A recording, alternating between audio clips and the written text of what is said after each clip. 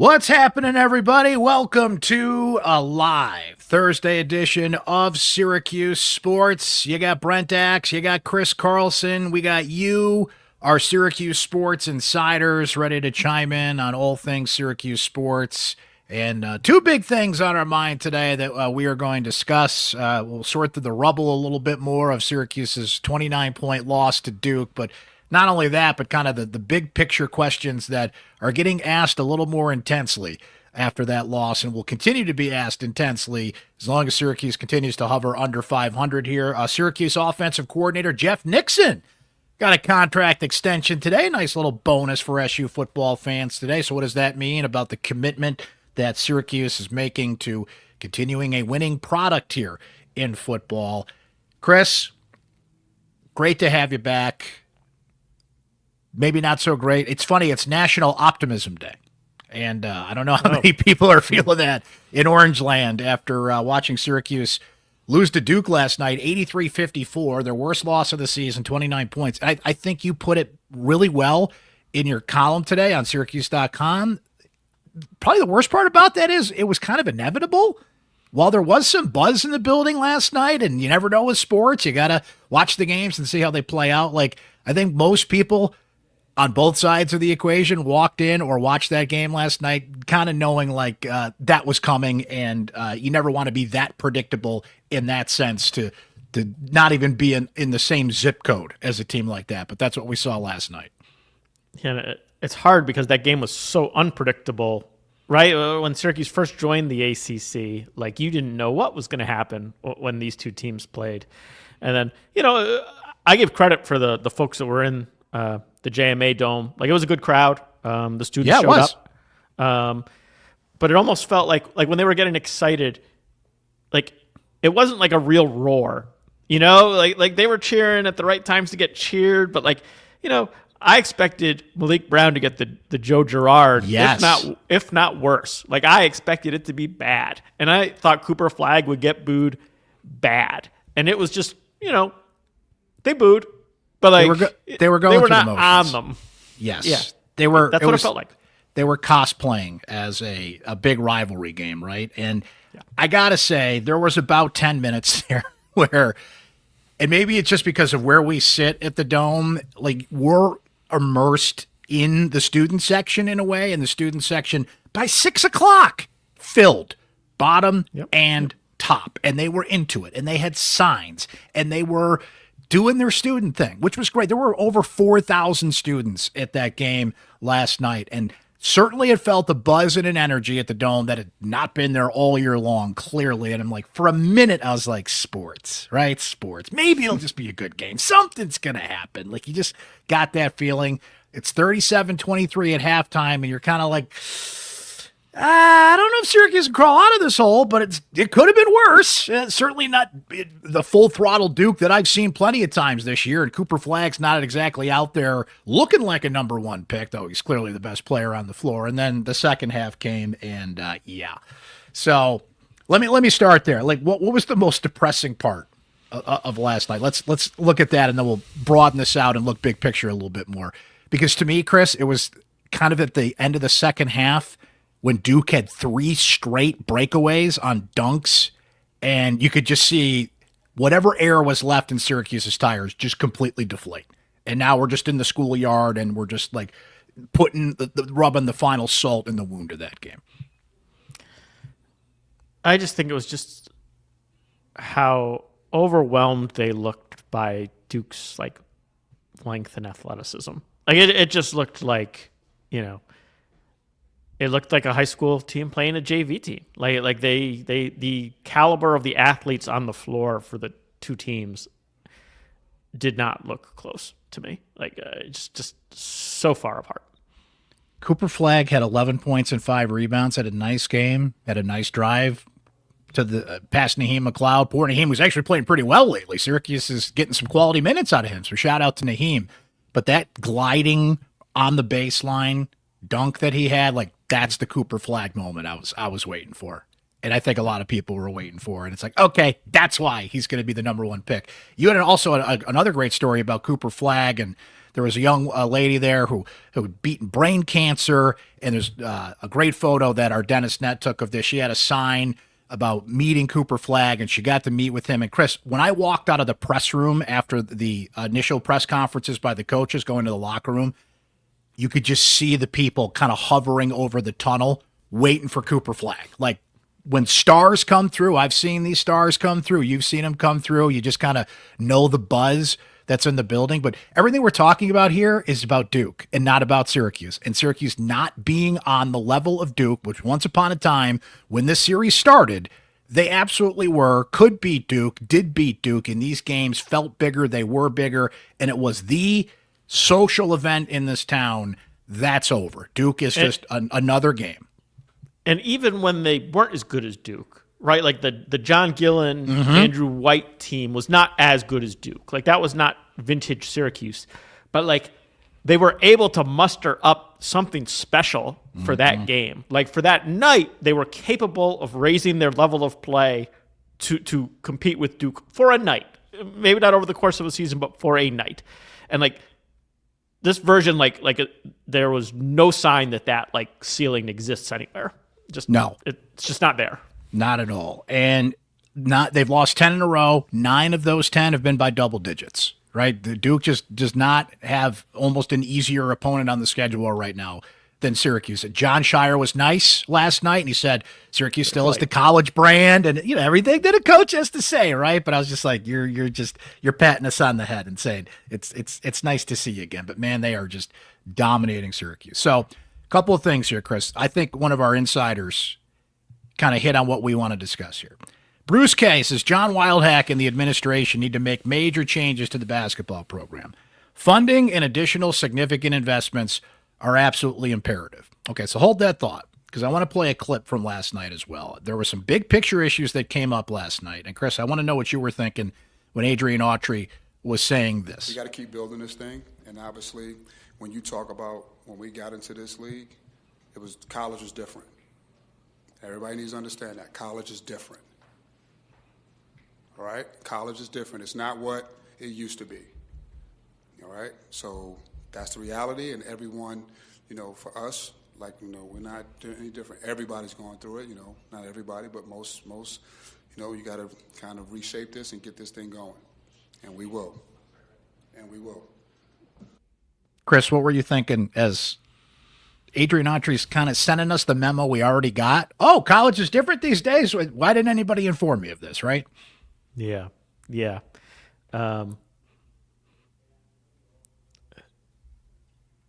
As he was saying we will, I was just like, that sounds like someone trying to convince himself, like this, yes. Like that this is going to turn, and that they're in position. And, they have made some, right. They added Alex Klein.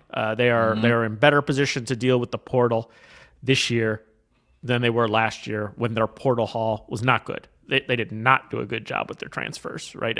Every one of those guys seems like less than maybe what we expected them to be, at least. If maybe don't call them a disappointment, but nobody's an overachiever. Nobody's like a diamond that you found and polished up.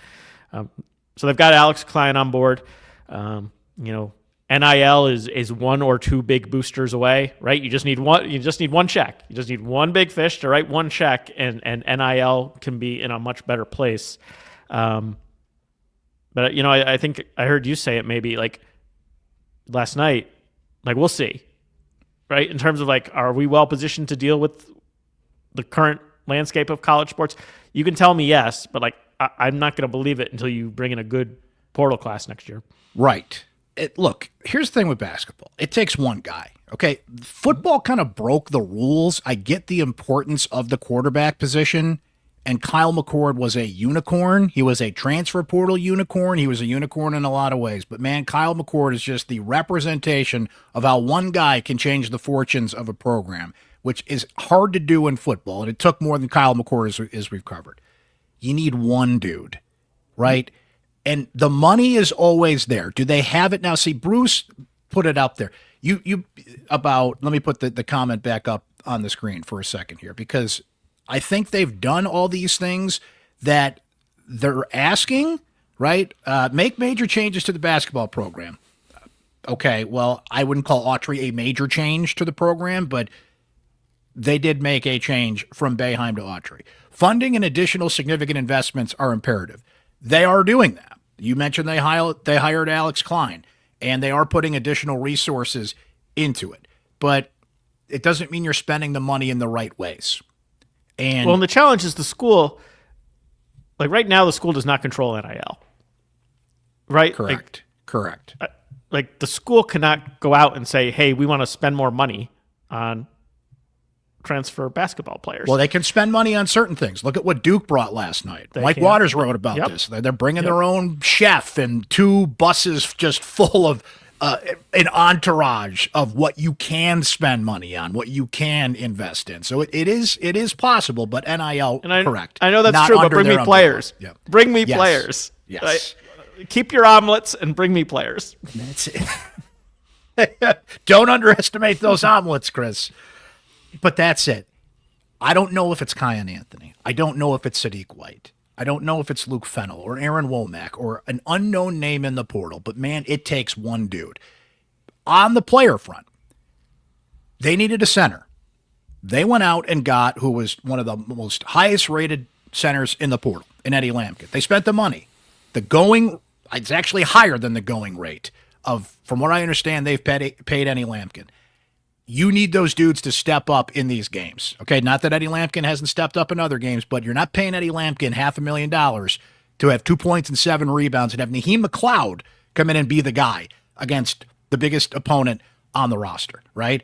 So they're right there. You do have to spend money. You do have to make these investments, but it's who you spend it on. But in basketball, you're one guy away. You are one guy away. So the question is, when Autry says we will, and Autry assures us with the comment that I played and some others that he made last night, do we believe him that he is going to be the one, along with Alex Klein and John Wildhack and everybody that kind of, for lack of a better term, got him into this mess? Can they get him out of it? Chris, I think you hit the nail on the head. It almost sounded like Autry was like trying to convince himself of it as he spoke of it at the podium. And man, I said this on the postgame show last night, but I have to reiterate the point. We got the memo. We know college is different. Like, I didn't understand the point of that. Did he think us sitting in the room and the fans and everybody involved we all got that memo. We know that it's different. It's like, well, what are you doing about it is the question. I know he's not going to give us his full game plan in a post-game setting like that, but I don't know. I just found that a little off-putting. The question was about the Duke rivalry.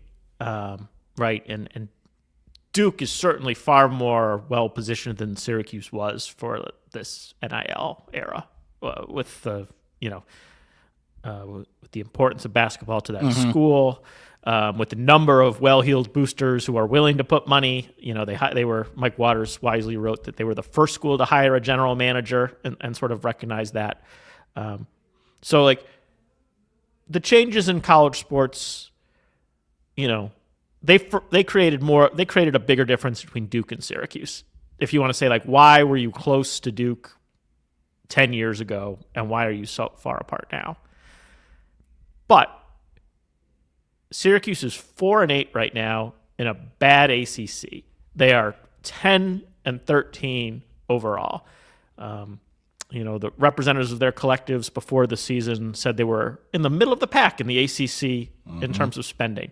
So that is not where Duke is, but it also doesn't mean 4-8 and 10-13 overall. Like middle of the pack in the ACC should be better than that.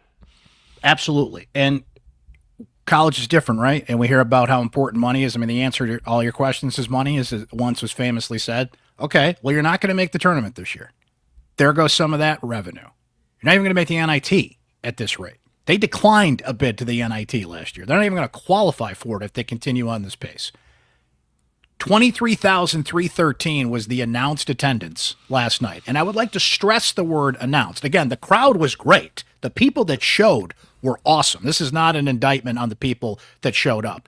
But and Chris, it was a good crowd, right? Like there aren't that many places in the country that are going to bid 23,000 into the building. It wasn't 23,000. It was a little less than that, but Fair. How many people would kill for 18,000 people at a college basketball game? That's something that Syracuse can actually kind of brag about, right? Like a bad crowd for Syracuse Duke, the first time this has not gotten 30,000 people in the building. Like, come on, like beggars can't be choosers here. That is a great crowd no matter what the number was. But the point being, Chris, you used to routinely get 30,000 people for this thing, even with the smaller capacity in the dome, which is hovering right around, I think it's 30,286 is the official basketball capacity now. You're trying to make up for that maybe by charging more for the tickets that you're losing. But bottom line, you're not making as much money off those tickets. You could have got in the door last night for $10, right? For Duke, a game that not so long ago you'd have to pay thousands of dollars to sit courtside and watch. And as you wrote, and as Jim Boeheim put it after that first Syracuse-Duke game in his press conference. That was a good quote. Yeah, it was a great quote. It'd be worth every penny. And the people that sold their tickets, shame on you because you missed out. Absolutely, right? So that revenue that you need is not flowing in from what football is always the cash cow, but basketball was a pretty reliable source of revenue. So all that is dropping. Interest is dropping. So everything people are saying you got to spend money and you got to make these investments. It goes back to that old adage, you got to spend money to make money kind of thing in Syracuse. So let me phrase this in the form of a question. Do they have this money, this magical money that we're all talking about here? Because it would appear on the surface they don't, Chris. But I found it interesting that when they made a change in football, all of a sudden there was some money there that wasn't there before. It's just getting the people that have the money and motivating them to spend it and invest in it. And right now, you go to the money people and you tell them to invest in basketball. Boy, you're taking a risk here on an investment that you can't feel good about. This is not like, hey man, we got some early Nike stock here. This thing's it's gonna take off here. Like you're investing in a down product and trying to turn it around. Yeah, like it's right. It's just really hard to know, like in this sort of murky era, if the money is there for them to compete at that level, because it's it's sort of shrouded from us. Syracuse's folks running their collectives haven't provided figures, which, is certainly their right. But it like sort of leaves you into this world where, all right, if you have the money, show me who you brought in. Show me who you got in the transfer portal. And they did spend on Eddie Lampkin, but everybody else was sort of found, in the bargain bin. Right? Duke went out and got Malik Brown. They got a proven Power 5 player from a Power 5 competitor because Duke has NIL money. Syracuse got Eddie Lampkin, who's, good player from Colorado. But then everybody else was a mid-major who was certainly a risk. You did not know with any of those guys that you were getting somebody that could play at the Power 5 level.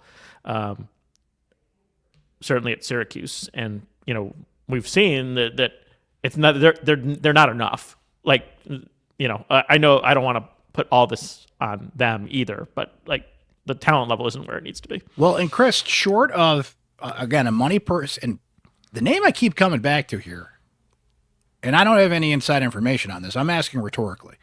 Carmelo Anthony says he's going to be more involved. Well, what does that mean? It's great that he's going to be around more. It's great that he's going to be sitting courtside watching his son play at Syracuse. And anytime Carmelo's around, there's a little juice and a buzz that comes with that that's needed. And I like that story. But how much more involved are we talking here? Like, if John Wildhack wanted to fire Adrian Autry, let's just, let's spitball a little bit here. Does he have to get Melo's approval? Like, if you fire Autry, does that make you lose Kai and Anthony? I think you got to float that by Carmelo. I think he's on the power structure now, that he's in the text chain, if you will, theoretically. That he's consulted on that now. Or maybe as a year or two ago he wasn't. I think in this era of college sports, like, Carmelo is maybe their greatest asset. Maybe it's the dome, maybe it's the history, but like in terms of people that have a lot of money and who might be really motivated to give it to Syracuse basketball, like Carmelo Anthony is like the guy. And he's already given a lot. Even if, right, and you might say that. You might say like, hey, he's given enough of his own money and like we're not going to ask him to finance his son's team, which would be a reasonable thing. Like, he is the guy that you want to send out with every important dinner, right? Every millionaire who you're trying to get to donate to your program, you want to make sure that Carmelo Anthony has time for them. And who wouldn't want to write a check after like having dinner with a cool guy like Carmelo? And you need him happy. You cannot lose Cayenne, and you cannot lose Carmelo from the program. And on the other hand, if Melo kind of orders the firing, if you will, if he doesn't like what he's seeing with this program he's investing in more, how much sway does he have there? And when John Shire's up there talking about the brand, that's what he's talking about. That's who he's talking about. There's other players out there that have played in the league and have that connection and that you think of, but he is it. And if I'm Melo, I'm like, okay, so I gave you this money for your practice facility. I'm literally giving you my firstborn child here. Like, what else do you need me to do? And what we haven't heard, Chris, and I think we would if this was successful, because while Syracuse doesn't like to tell you certain things, they love to tell you other things when they want to kind of flex their muscles a little bit and say, look what we did. How much has this Jim Boeheim tour of speaking engagements and going to different cities and meeting with people, and these are not free, like how much has that, how successful has that been for Jim to be in this ambassador role, for lack of a better term, to point towards these things? And I think if that was as successful as they would want it to be, one way or the other, we would know about that. As secretive as Syracuse can, in some cases, as a private school and wants to be, I don't know. I don't have the answer to that, but I feel like if you went out there and did this barnstorming tour and raised like $10 million for Syracuse basketball, just, speaking theoretically here, I would have got a press release about that, or I would have got some form of, look what we did in this era where college sports is different. I don't know the answer to that. I don't know if it's been, I've talked to some people that have been at these events and they enjoy it and they enjoy the access, and they say that Boeheim tells great stories, and for the most part, it feels like it's working, but is it working to the level it needs to? I don't know. Given what Syracuse, in the position they're in these days, it feels like it's part of the process, but it's not solving the problem, if you will. Yeah, right. I mean, I keep going back to like middle of the pack. Like, that's what it's done. It's gotten to the middle of the pack. But man, the money was there for Kyle McCord. Sometimes it's a pressure point. Sometimes it's, we can get this guy and we need you on board. It's like George Clooney, Ocean's 11, slaps it on the table. Are you in or you out right now? And sometimes that gets people to be motivated and to react. So they got to go find their Ocean's 11 and see who can contribute the money that they're not right now. Go rob a casino. That'll help. They do benefit from Fran's just sort of unique personality and energy level in terms of that. It's always easy. I think it's always easier for a new guy to come in and do those things. Like, hey, like there's no baggage, right? Like, hey, I want to meet you. I want to have lunch. Like, I'm going to make this. Like, it is always easy. It's easier for the new guy, I think, to make the ask than somebody who's been around for a while. Everybody. Yeah, everybody that's making the ask right now, including Autry, by the way, right? And Fran's able to come in and just say, hey, like, I need you guys to help me get off to a good start. And like if we don't get off to a good start, this thing isn't getting off the ground. So like, if you're going to help me now. Well, that's a good transition, Chris, because to switch to football today, we got the news via Pete Thamel, ESPN. Jeff Nixon has signed a contract extension with a raise that puts him on par with some of the highest paid coordinators in the ACC, according to Thamel. Syracuse, in their Syracuse way, did not release terms of the deal, but good news that at least for another year, you got Jeff Nixon, who is a hot commodity. He interviewed with the Houston Texans for their offensive coordinator position. Thamel noted, Chris, that he also interviewed for some head coach openings, which maybe I heard that along the way before today, but I don't think I did before today. So one way or the other, Nixon he was rumored for the Temple one, but we don't know that he necessarily interviewed for that one. I remember that one, but there might have been one or two more that just didn't, surface.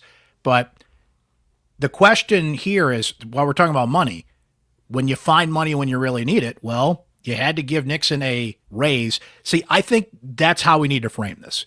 To me, this is not you signed Nixon to a contract extension because there's out clauses in that thing. if Jeff Nixon wants to go be a coordinator in the NFL or a head coach somewhere else, he's going to go. They can't lock him down, right? Every deal has a buyout. Every deal's got a buyout, right? But he got a raise, right? There's that pressure point. Fran Brown gets to go to John Wildhack and say, my guy's getting phone calls left and right. If we're going to keep him, you got to pay him. And they did. They found that money. So it feels like when they need to find some money, it's under a rug somewhere. And then they go out there and grab it. But that's good news that you're going to have Jeff Nixon around for another year. What I'm curious about, Chris, is... Well, and unlike NIL, the school can pay that right now. Exactly. Right? So that is a problem they can solve. Right. Kent Severud can, look into the old university piggy bank and be like, hey, now is the time to support the football team of all times. And we're going to be a little bit more aggressive, which he has said he's going to do. He has said that, for a long time, the athletic department, they always say, kill what you eat. Whatever money they made, they could spend. But the point was sort of to have this break-even enterprise where, you're not taking money away from the academic mission of the school. Ken has said they're going to go further. They are going to be a little bit more aggressive. They know that they have to support the football team in a way that they haven't before. And I do think the raise for Nixon is a sign of that. They can pay players up to $20.5 million next year as an institution. I think they will. They haven't said it yet, but I think, again, this is a good sign that they are willing to do those types of things. Gene notes this, one of our Syracuse Sports Insiders. They should have waited until next season was over to pay him. Let's see what he can do without Kyle and LeQuint. The last time we said pay the man, it didn't work out so good. You can't do that. You strike when the iron's hot. These people have agents. Fran Brown, like I said, going to his AD, going to his chancellor, saying, I need this guy. On that note, though, Chris, if I'm Jeff Nixon, man, my stock's never been higher. That iron is hot. I just had the number one passing offense in the country. I just at least helped develop Kyle McCord into a prospect that may have been a 5th or 6th round pick who could be a 2nd round pick in this upcoming draft, right? He's in the matrix. He's done the interviews. He's a name that's just floating at the top of that list. And now you got an offense that's going to have a quarterback, as of now, unless they get somebody that's not on the roster, that has never started a college game with that schedule, right? So could that put a dent into the Jeff Nixon aura? I don't know. We'll see how it plays out, but his stock is at its peak right now. I think if the Texans offered that job, you take it. Or if one of those head coaching jobs was right. Maybe you don't just take a head coaching job. I wouldn't want to coach Temple right now, but if a Power 5 school offered, you'd take it, right? So I'm just kind of curious how that stock will look after this upcoming season with some challenges ahead, even for a really good coach. Yeah, I mean your stock is always impacted by who you have. So to your point, stock might never be higher. That might be true. But I do think that we saw enough to think he's a good coach, and that his stock.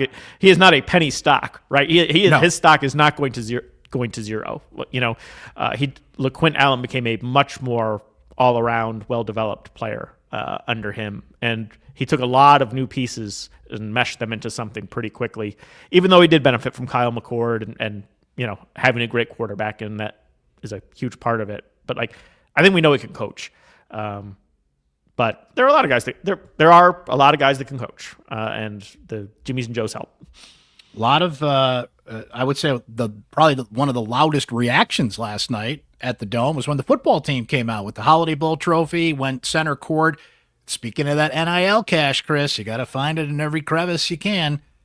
You could get an autograph from a lot of these Syracuse football players last night for the low, low price of $25. A donation to, I believe it was Orange United, or was it Syracuse football NIL? One of the two. I can't remember which one it was, but a donation of $25 would get you some autographs from your favorite Syracuse football players that were out there last night. Which, look, I get it. You got to raise money, but come on, throw the people a bone. If you paid to go to that football game, you should have got an autograph and not have to pay $25 to an NIL fund to get it. I mean, not everything has to be an NIL fundraiser at Syracuse. I think last night was a good example of that, but that's just me. You're going to be saying that more and more often, I think, over the next 3 years. That's going to be a frequent complaint from you. For sure. All right. Think we've reached the end of our Thursday live cast here, Chris. Great to have you back. Great job covering the game last night. Really enjoyed your stories. Great seeing you at the Dome last night. We brought it, man. We had 4 people covering that game last night. No stone unturned at the JMA Wireless Dome. So if you haven't checked out all the coverage from the Syracuse Duke game, we'll continue to follow everything happening here. As of we speak here, Chris, we don't know what's going on with Donnie Freeman, but we'll close on this note. Adrian Autry did say this afternoon that we're going to know this afternoon or tomorrow what the plan's going to be when it comes to Donnie Freeman, right? So stay tuned. Stay tuned on that. One would think he's probably getting a medical report back, which is going to determine whether or not Freeman is. I don't know that, but that would be what makes sense. Why hold it up? Why not announce it? So he's been out for 9 games. I don't think we're going to how about we close with this and either look like a genius or an idiot here.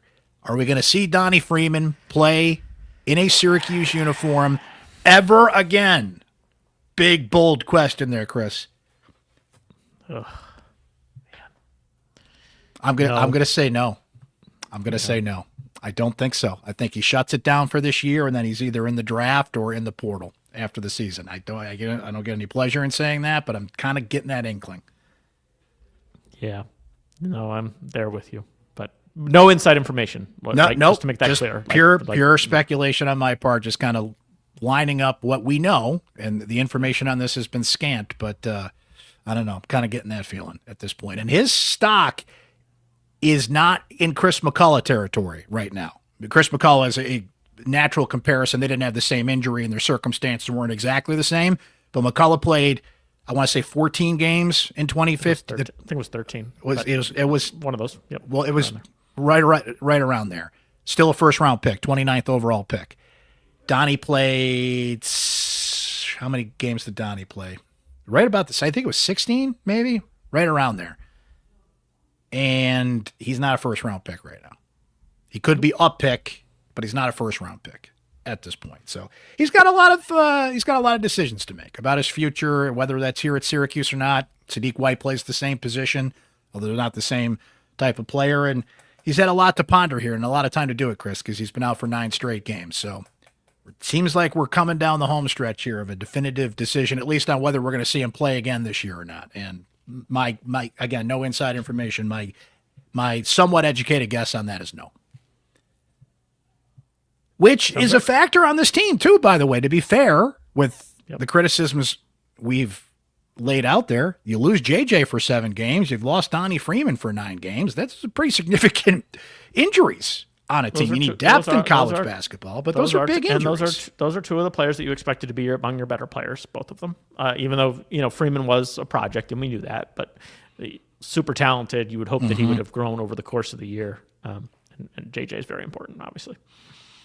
All right, we'll end on that note, friends. Chris, thanks for hanging. Appreciate it as always, my friend. Thanks to our Syracuse Sports Insiders. We'd love for you to sign up and become a Syracuse Sports Insider. The information's right there on your screen if you're watching on YouTube or watching the live feed. But you can send me a text anytime at Syracuse Sports Insider with your questions, opinions, thoughts on all matter of Syracuse sports. I love getting your texts during games. And anytime you guys have a question or a thought, just want to talk some Syracuse sports, that's what the text line is for. It's just $3.99 a month. You can try it free for 2 weeks. You can sign up at joinsubtext.com/Syracuse Sports or text the word orange to 315-847-3895. Would love for you guys to be a part of our growing Syracuse Sports Insider community. For Chris Carlson, I'm Brent Axe. This has been a live edition of Syracuse Sports. We'll catch you next time, guys.